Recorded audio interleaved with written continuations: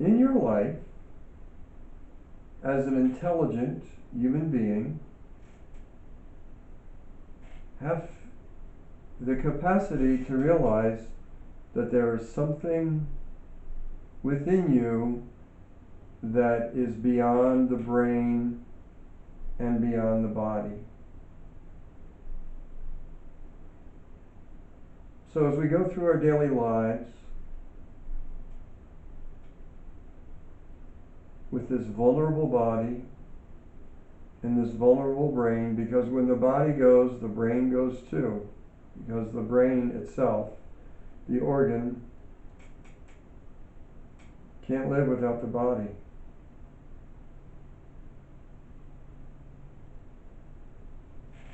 But there's something that makes this body and makes this brain insignificant, irrelevant, really. Okay, so what is this amazing thing that makes death itself insignificant?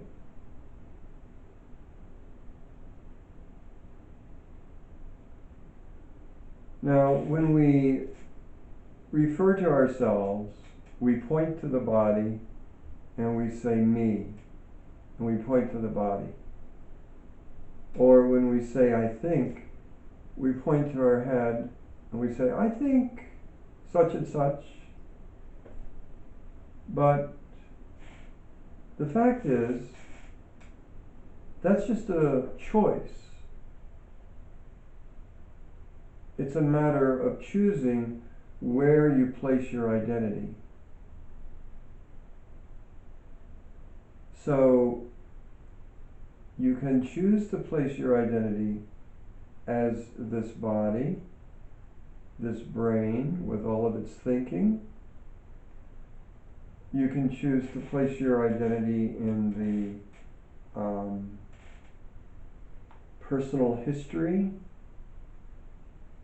all the things that have happened to you so far in your life. And you can say, this is who I am. This is how I define myself.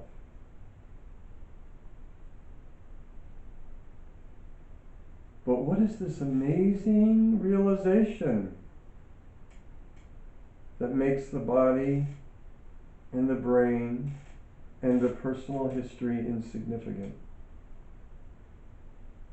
Well, it's quite simple. You are not the body.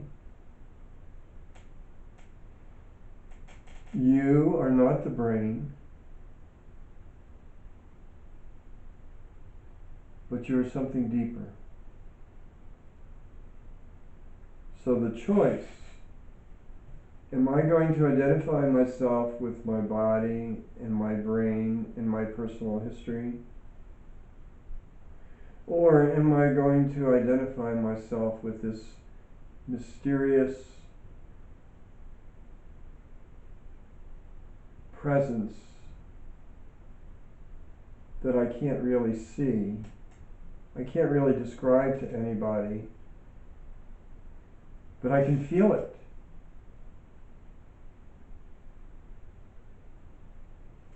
So the real you is right here within you, waiting to just pour out. But because it's so mysterious and so difficult to put into any kind of material way of thinking, which is the way that we think most of the time, we discount it. And we say, oh yeah, okay, maybe it's there, maybe it's not. But if you give yourself the opportunity, can you do that? Can you give yourself the opportunity to allow yourself to experience this mystery? that is not the body, not the mind, not the personal history? Well, maybe you say, okay, I'll give it a try. What do I have to do to have this amazing realization? Well, that too is simple. You just sit still. You can close your eyes and you can listen. And as you sit still for any length of time and you close your eyes and you listen, you begin to have this experience of, you might say, withdrawal from the addiction to your idea of yourself as being the body and the thoughts, the brain, and the personal history. You begin to lose this idea of yourself as the name that people call you.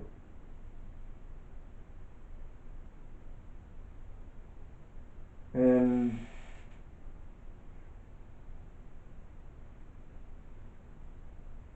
that sounds easy.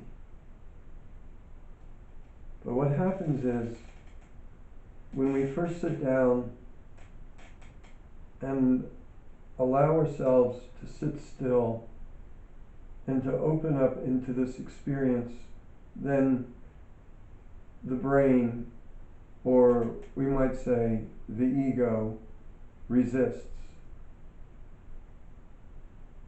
Because it's so unfamiliar, because it's so inconceivable to the ego, that anything could exist outside of itself, because the ego regards itself as being so very, very important.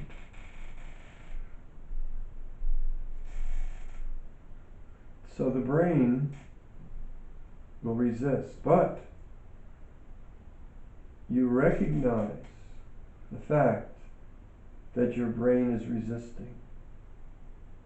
You recognize that this is happening. And you say, okay, there's the ego, there's the brain resisting. I don't have to listen to that.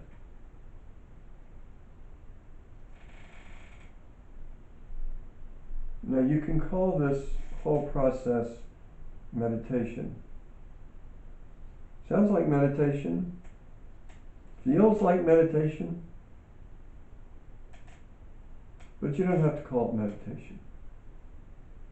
You can just call it sitting still and listening. Sitting still and listening. Because when we talk about meditation, then it gets blown up into all kinds of ideas of goals, of finding some place of bliss and realization. And if you don't achieve that within the first 15 minutes, or within the first few times of meditating, then you get frustrated and you say, forget about it. It's not going to happen for me. I tried meditating, but it just didn't work for me. So I can't meditate. But you can sit still. You can close your eyes. You can breathe. And you can listen. That you can do. So forget about the name meditation. Just sitting still, listening. Now after you sit for a while, the brain kind of gets tired, the ego kind of gets tired of resisting.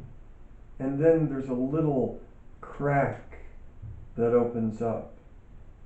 A little tiny space opens up. And through this little tiny space, this little crack, something comes to you. You begin to have a flash of realization.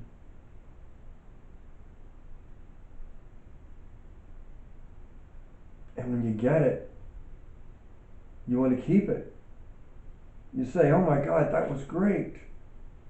I really had a recognition of something that was real, that was beyond my vulnerable body and my busy mind. And then you want to go back to it. You want to keep bringing it back. But that is the brain thinking.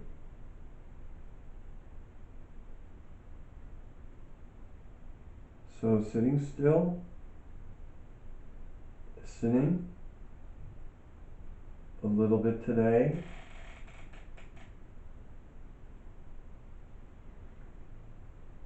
a little bit tomorrow, a little bit in the morning, a little bit in the afternoon or the evening,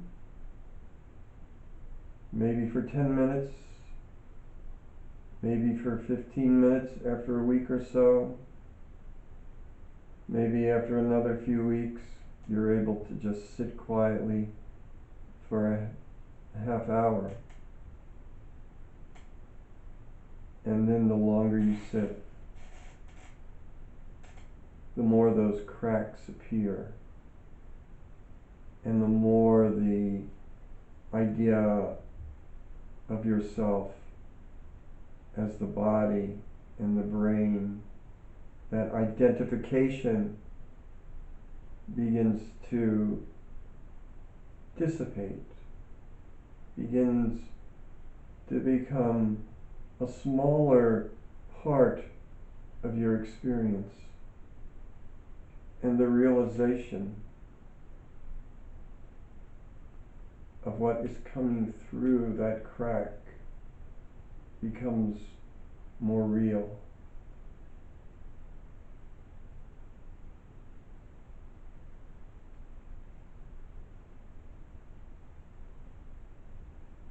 And what is it? Well, suppose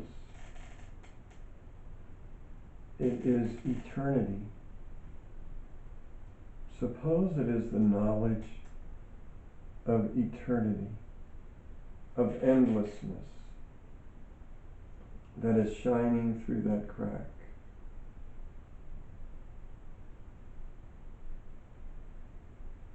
Now people say, oh, I can't understand. You talk about infinity, you talk about eternity, and it's inconceivable because it's so vast. How can I conceive of what infinity is or eternity? Well, you can't with your brain, because your brain is built to have a different way of understanding things. But the mind, if we can differentiate the mind from the brain, and perhaps even place the brain, the mind rather, located not in the head, but in the heart. And when you open up, when those cracks open up, then eternity and endlessness is no longer something that you need to understand, something that you need to conceptualize or to be able to explain to someone in any kind of intellectual way. It's a feeling. And you accept it in. You allow it to come into yourself. And then what I was talking about before, about the choice of identifying yourself with the body and the brain and your personal history becomes evident. You realize that it is in fact a choice.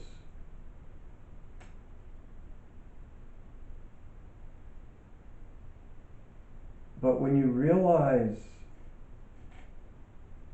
the endlessness, the peace that comes with realizing this endlessness,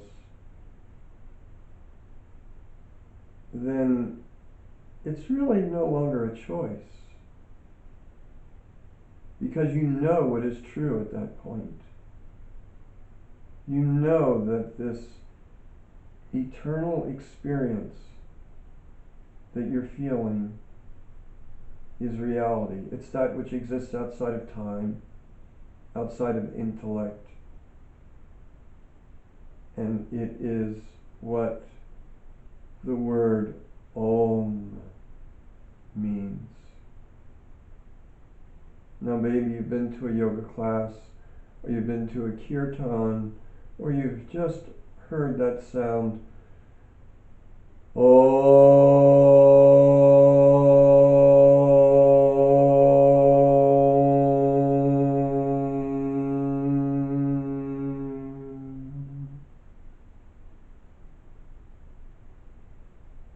that is the expression of eternity.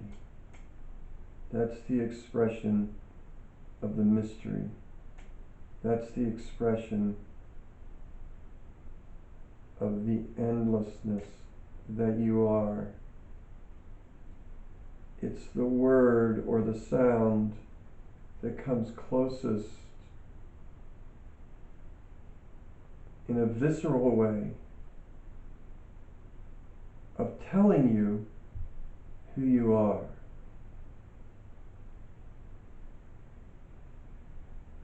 And when you relinquish that identity with rationality and the brain and the body, and allow yourself, you might even say, to fall into that space of eternity, of living in the mystery, without having to describe it and categorize it, then you're liberated.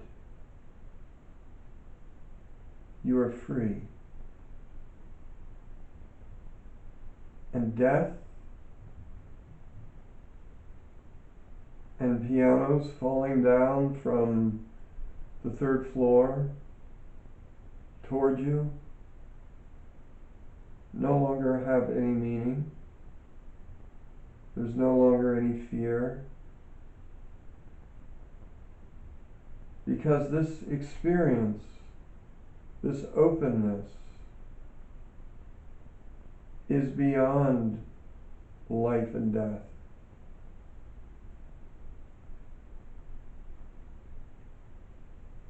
Eternity makes our own lives, when we clutch onto them, and all of the material goods that we surround ourselves with, to be irrelevant.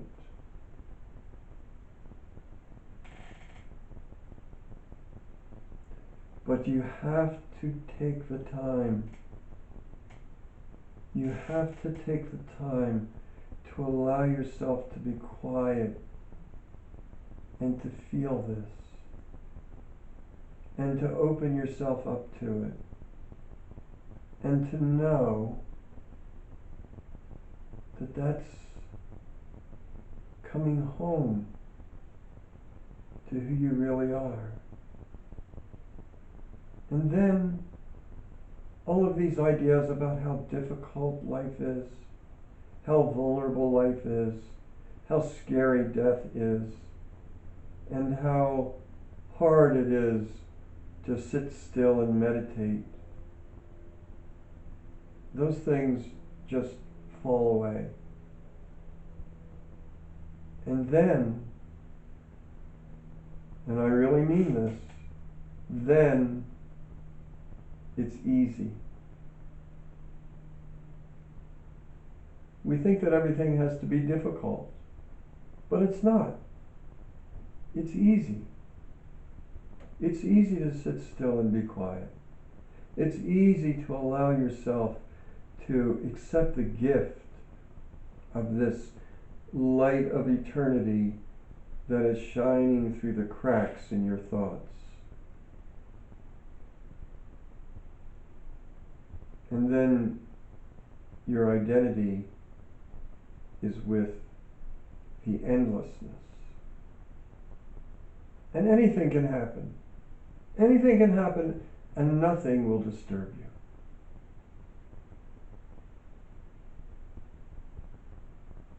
This, my friend, is true. This, my friend, is true.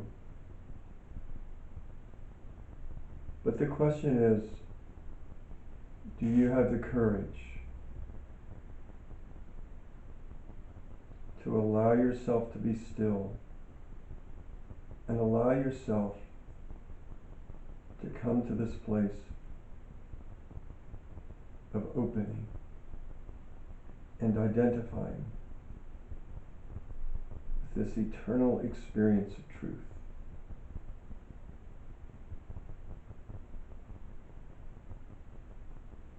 I believe you do.